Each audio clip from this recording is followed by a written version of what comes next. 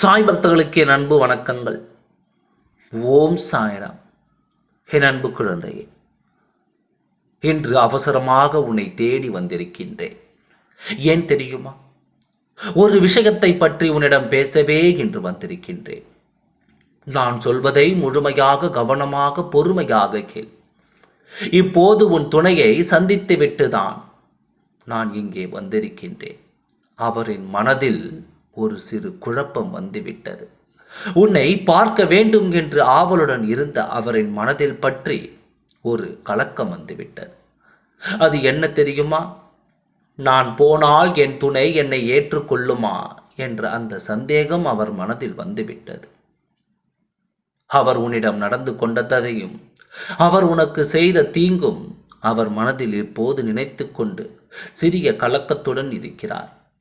இதை தீர்க்கும் பொறுப்பில் உன் சாயப்பா நான் இருக்கின்றேன் அல்லவா? இப்போது உன் மனதில் இருக்கும் அன்பை அவருக்கு புரிய வைத்தேன். நீ வந்தாய், ஏற்றுக்கொள்வாய் என்பதையும் அவர் மனதில் பதிய வைத்தேன். நீ இப்போது பொறுமையாகவும் உன் வார்த்தைகளை கட்டுப்பாடாகவும் வைத்துக்கொள்.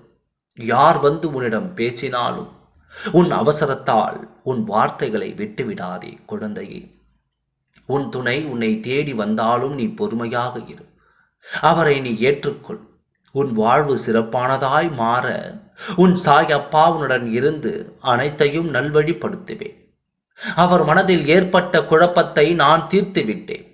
நீ வந்தாய், ஏற்றுக்கொள்வாயா மாட்டாயா என்ற குழப்பத்தால் அவர் தயங்கினார். உன் துணையின் தயக்கத்தை நான் போக்கிவிட்டேன். ஏனென்றால் என் பிள்ளையின் வாழ்க்கையை எனக்கு முக்கியமானது அல்லவா? இது என் பொறுப்புதானே.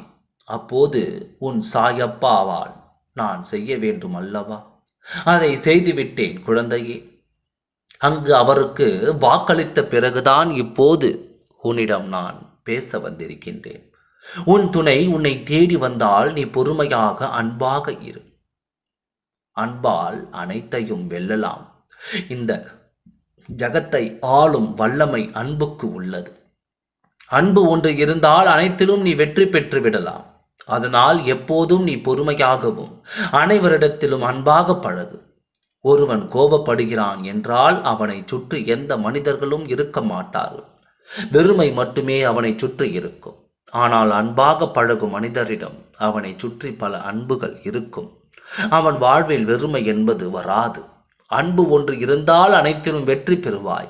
இப்போது அவர் சந்தேகம் போய் உன் துணை உன்னை தேடி வரும் நேரம் வந்துவிட்டது குழந்தையே. நீ தயாராக இரு. உன் வாழ்வில் வெற்றி கிடைக்கப் போகிறது. மகிழ்ச்சியோடு காத்திரு. அனைத்தும் நல்லபடியாகவே நடக்கும். ஓம் சாய்ராம். நன்றி, வணக்கம்.